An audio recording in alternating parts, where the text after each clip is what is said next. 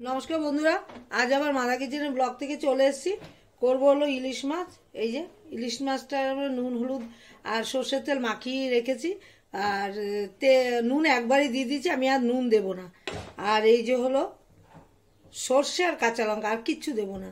এই যে সর্ষে আর কাঁচা লঙ্কা বেটে নিয়েছি, দেবো হলো কালো জিরা ফোড়ন। এই যে কালো জিরা, আমার তেলটা হয়ে গেছে, আমি কালো জিরা ফোড়ন দিয়ে দিলাম। আর কালো জিরা ফোড়ন দিলাম, তেলটাও অনেকটাই গরম হয়ে গেছে। এবার মাছগুলোর মধ্যে আমি সর্ষে আর কাঁচা লঙ্কাটা মাখিয়ে নিচ্ছি।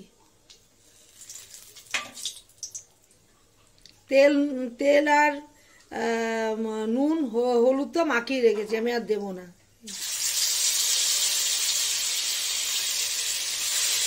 লঙ্কাও মাখিয়ে রেখেছি, নুনও দেবো না, হলুদটা বেশি দেবো না।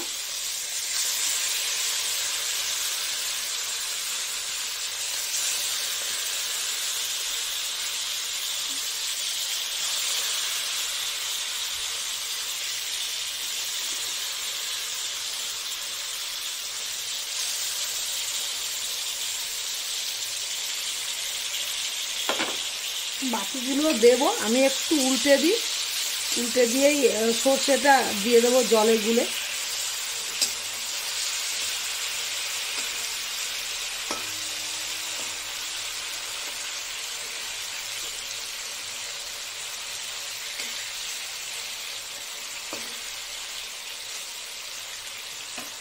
জল দিয়ে তারপর দেখাচ্ছি।